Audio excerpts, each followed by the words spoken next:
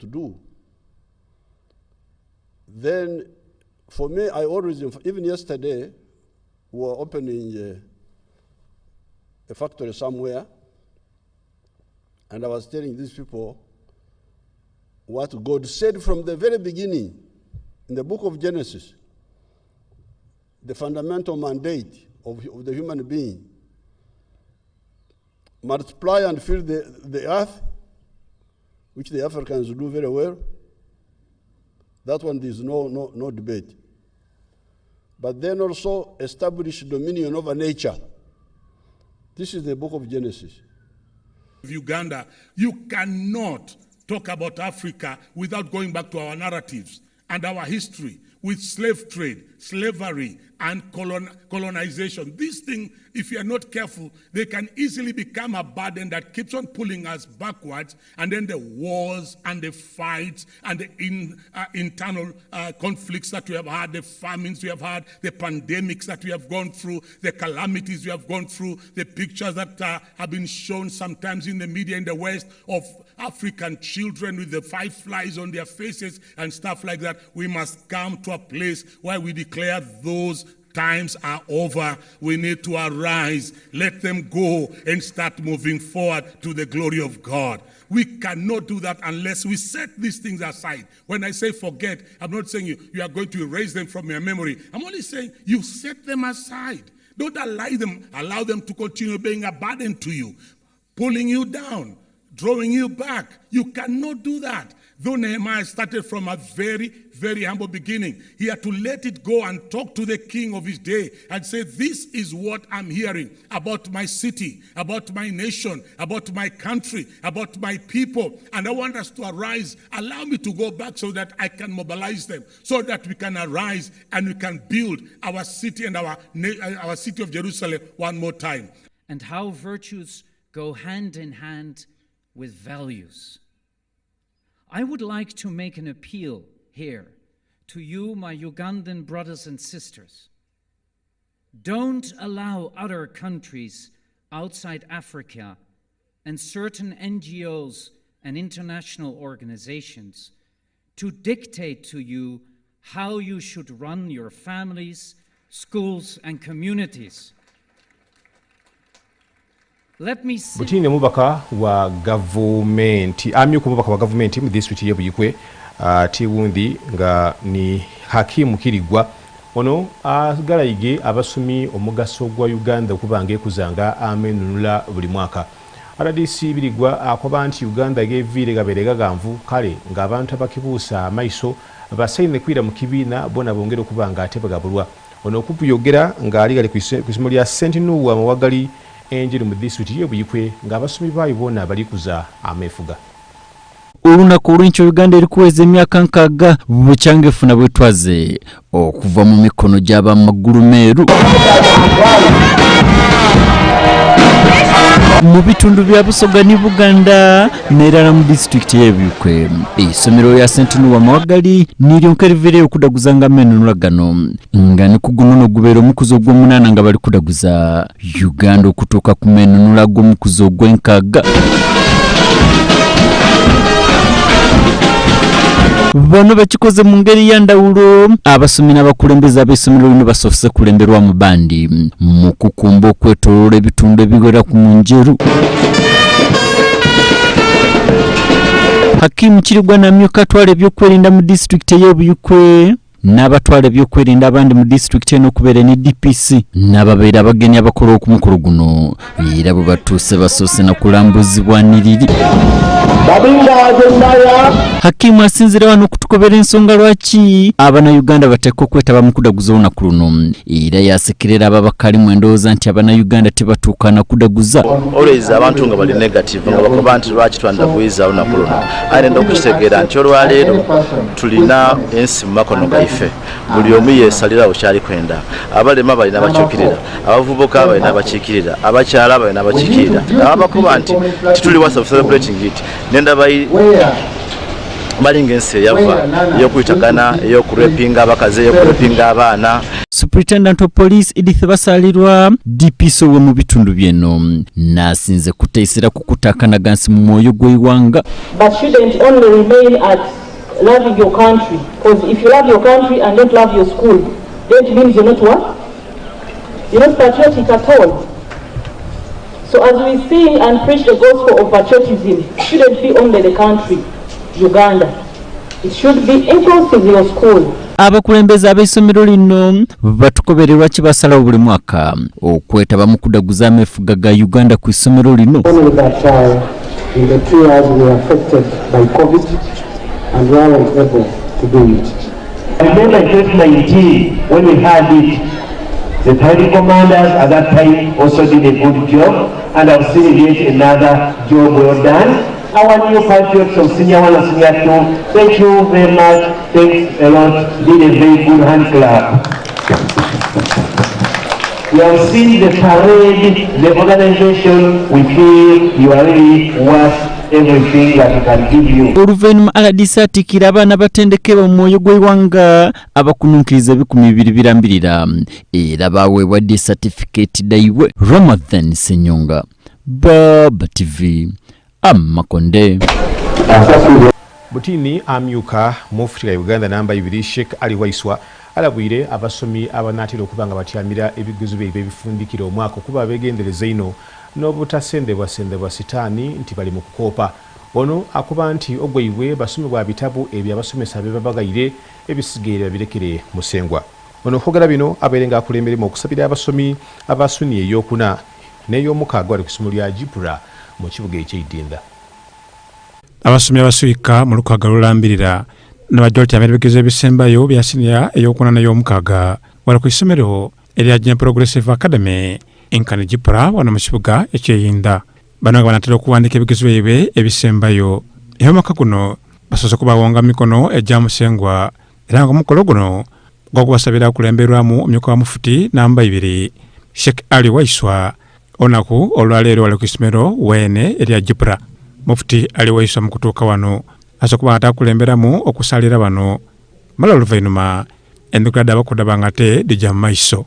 Okwogera kw'abakulu Executive Director wa Jipura Haji Swaibu Kitezaala abasomi bano abakobye nti okwebenga essomero bamala okuba nga tebakukola bulesigere ngula ate omupiira gulimu nga luvuddde abasomi bagunywesa mu katimba ogukuba ku luya kwa golo. We have prepared you stage after stage and you have passed through a tedious process and we know you are ready for exams. Regional Kadi wa Busoga Sheikh Dr. Muhammadi Hussein Bowa abasomi bano abasobola kubala nga tebava ku Katonda paka kusaawa essomero mu nsonga d'ebitabo n'okubala nga tebeekiririzaamu nga kirone kinava okubala nga ate babita obukalamu. Sabeddwa ng'ojja okusoma ekitabo kyo weebaze Allah ng'omaze okusoma ekitabo kyo osituke ku obwire ng'oli Katonda wo iwe na Katonda wo.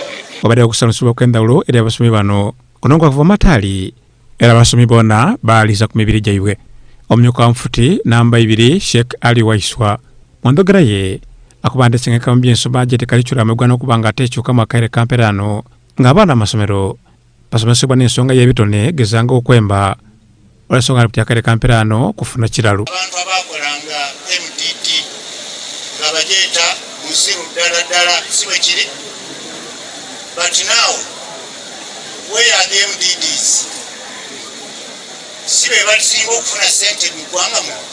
Mufuti Ali Waiswa wabula mbeera abaana bano bajja okuba nti bakola ebigezo abalabwire ku nsonga y'okwebira ebigezo. Kyakubanda kino kiise ne Uganda akaire kamperano olw'okufulumyanga abantu abakaabulako olw'ensonga nti ebizito ebisinga abagema bikwate. Ndowooza mu institution ng'eno eyaffe ennungi bweti kiba kya buswavu okugamba nti baazuddemu omuyizi gundi eyabadde abbira ebigezo. Don't do it. You'd rather repeat a year, but don't cheat. Muslo Robert, Baba TV, Amakonde. Polisi mu bitundu by'e Nansana eyina okunoonyereza ku bataka abakolebwa okutunda ettaka ery'empego. Waliwo omukyala amanyiibwa nga Mpayenda Rose ono nga yagula ettaka ku kyalo Nkeene munisipaali y'e Nansana nga liweze efuuti 10 wabula bw'ajja okuba ng'abambe eitaka lye oluvannyuma lw'okizuula nti bano bandibanga bamubitaako litabona bamutudde emigo n'abasakamako bo boona babakubiramu. Y'okusinziira ku mpayenda Catherine Rose omutyami w'entinda, endagaano daatulaze diraga nti entandikwa ey'ensonga dino daali enaku dd'omwezi nga 22 omwezi ogwokusatu omwaka oguwaire okwidde okugula ettaka mu kyalo kino ekyankene ekyagambibwa mu division eya Gombe munisipali y'e Nansana mu disitulikiti ey'Ewakiso ng'agula ettaka eriweza fuuti 10 ku 400 okuva ku mukyala eyategeereka Kawamaina aga mukyala Maria Ssenyonga. Natwinonoire ng'ettaka lino yaligulamu bayise Entebbe n'abandi kubaduliza abaaliwo nga n'abandi ku baganda baabo abaatunda boona baata ku ndagaano emikono ng'abadulizi.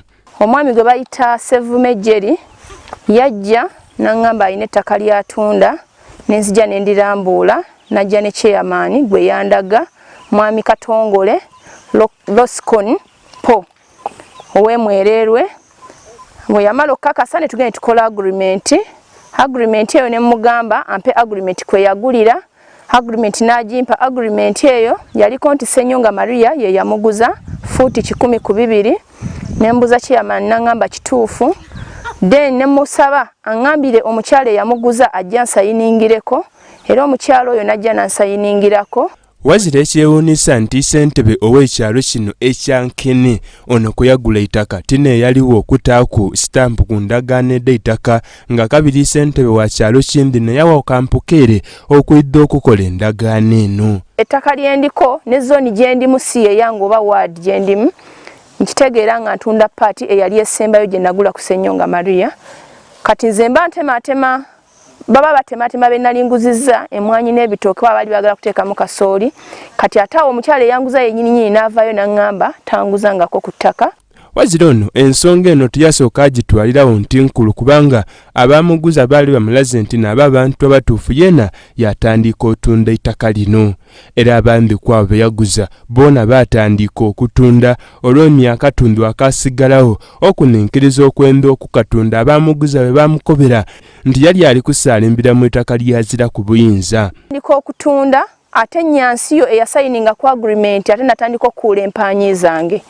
Yatandika okukuula empaanyi nengenda ku poliisi kasanga tine mu reportinga ne bamusamoninga ero so w'Emwererwe n'alisivinga samoni eyo oluvannyuma Nyansi yo n'asisinkana n'angamba asaba kumusonyiwe tagenda kuddamu zikuula era n'ankakasa nti agenda kuzizzaamu era n'azizzaamu empaanyi. Era wano bano baatuuka amutwala ku poliisi n'amusiba mwitudda nga bw'atunonwere ng'akoba nti siyazuula ng'oba oliawo ne poliisi yali erikolagana nabo. Olunaku lwe najja nga manyi bantwala mu kkooti kuba baali bakiŋŋambyeko nga fayiro already eri sanctioned nali nayiseeko ne wase n'angamba efayiro weeri nambudde emisango gye bankyaginze ne nzija bantwale mu kkooti olwo bwe natuuka poliisi yaŋŋamba nzijemu engatto. Wazira olunaku olwaleero tunoneza ku Ntebbe w'ekyalo ekyenkene omuli ettaka lino yatwinonola obuva n'obwiro ku butya ensonga dino edaatandika. Nesanga vaisi wange ng'ali mu nnimiro nemugamba vaisi saidi yankubidde essimu nti bali ku gurawundi wano emmanga ku ttaka eryagulibwa naye jja tugendeyo tulabe era naye teyali mubi n'enkumbi yagirekaawo ne tukkirira ne tugenda twagenda otuukayo nga bali mu kukuula mu bikondo kujjako sengenge nga waliwo n'ettipa kwe babiteeka kati nga twebuuza bani abaagulawo kuba tewaliwo oyo Ssenyonga najja Meere Ssenyonga awo y'omu ku baatunda.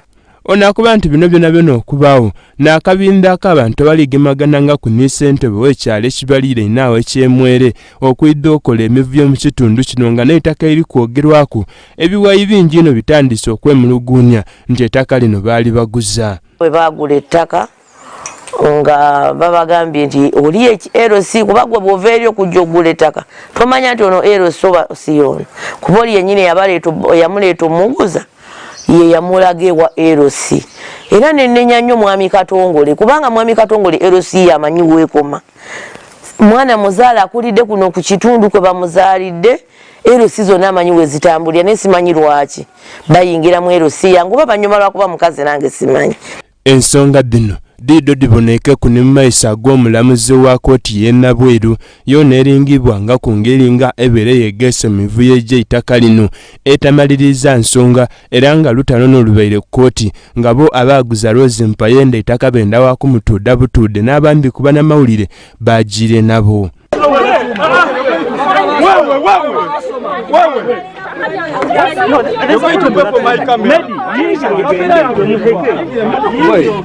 Era owaife wano Brian Muganga gwe basinze okutudda ne kamera bamanyangula emisango gyonna egisibiire ku poliisi.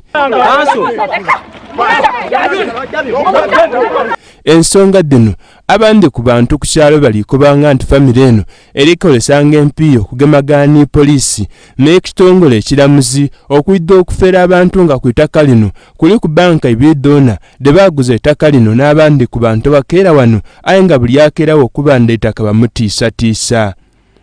Muganga Brian Kivumbi nakusakira ewulire lino ku lwa Baba TV Amakonde.